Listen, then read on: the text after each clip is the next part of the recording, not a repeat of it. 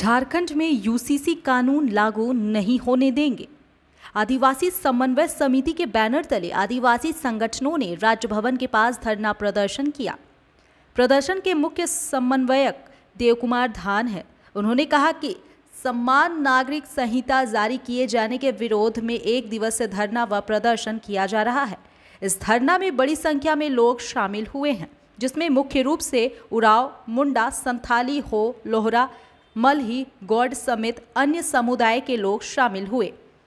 देवकुमार धान ने कहा कि आदिवासियों के विनाश के लिए यह काला कानून बनाया गया है। इस कानून से आदिवासियों का आरक्षण खत्म हो जाएगा, साथ ही आदिवासियों के प्रथागत कानून भी खत्म हो जाएंगे।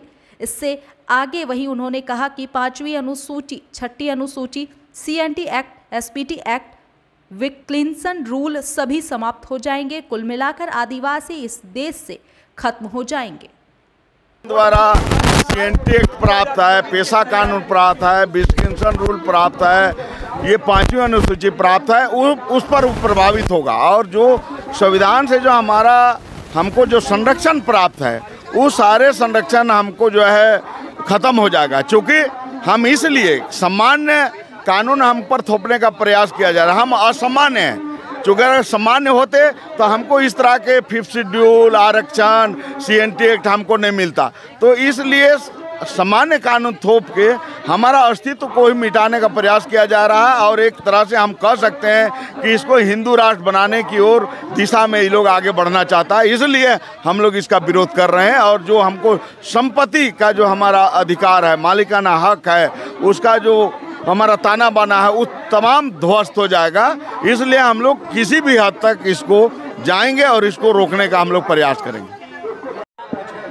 देखिए, यूसीसी कानून जो सामान्य नागरिक संहिता जो हिंदी में कहते हैं, ये जो है वैसे तो संविधान में इसका जिक्र है, मगर ये जो है आपके लिए अनिवार्य नहीं है सरकार को इसको लागू करना एक तरह से।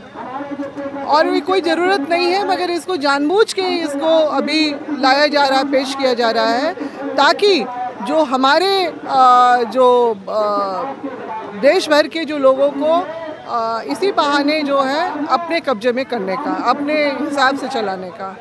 अभी हमारे प्रधानमंत्री मोदी जी ने भी ये बात कही ना कि एक घर में 2 कानून नहीं चल सकते, मगर उनको इस बात को समझना होगा कि ये देश जो है अनेकताओं में एकता का देश है, ठीक है ना।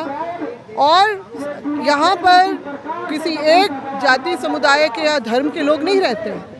विविधता है लोगों की, अपने अपने परंपरागत जो कानून भी है सबके, और उसमें से विशेष रूप से आदिवासी समाज का भी बहुत प्राचीन अपना जो प्राचीन समय से जो हमारे अपना जो इतिहास चला आ रहा है कि हमारी अपनी आस्थाओं की रक्षा कैसे करनी, हमारे परंपरागत जो कानून जो लंबे समय कालांतर में जो उसका निर्माण हुआ, उसको कैसे संरक्षित करना है।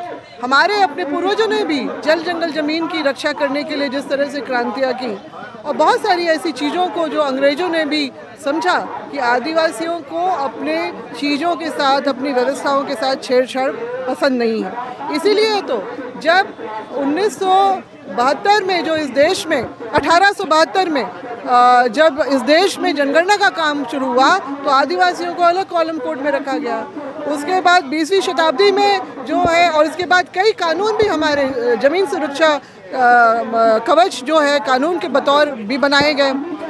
20वीं शताब्दी में जो है अनुसूचित क्षेत्रों को अंग्रेज़ों द्वारा चिन्हित किया गया कि यहाँ पर जो देश का लागू कानून जो है यहाँ पर नहीं चलेगा। ये स्पष्ट रूप से कहा है।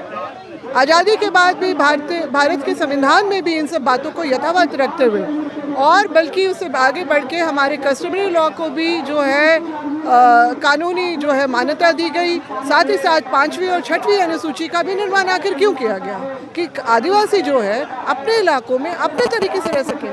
अब देश भर में 730 जो है आदिवासियों का जो है सूची बनी हुई है।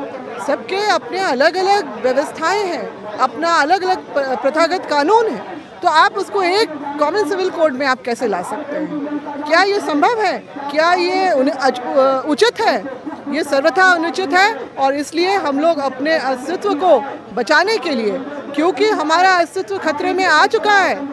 जब ये भाजपा की सरकार के द्वारा 2016 में सरना सनातनी एक है, 2017 में कि आदिवासी हिंदू है कहते हुए जो पिछला जो जनगणना का काम होने वाला था उसके प्रपत्र से हमारा जो कोड कॉलम हटा दिया गया है। 7वां कोड जो आदिवासी धर्म एवं अन्य मान्यताओं के लिए था वो हटा दिया गया, यानी हमारी पहचान को मिटाने का प्रयास जो है इस तरह से किया गया है, जिसका विरोध हम लोग लगातार कर रहे हैं। अब इसमें आगे चल के जो इस तरह से कॉमन सिविल कोड लाने की जो बात हो रही है, निश्चित रूप से वो हमारे जो इन सब चीज़ों को मिटाने के लिए पूरा प्रयासरत है। तो हम जो भाजपा का, आरएसएस का, विश्व हिंदू परिषद का जो ये एजेंडा है कि आदिवासियत खत्म करना, संपूर्ण हिंदू राष्ट्र बनाना, तो हमारी जो अपनी विरासत है, हमारा जो इतिहास है, उसके साथ ना हम छेड़छाड़ होने देंगे, ना ही हम इसको किसी को मिटाने देंगे।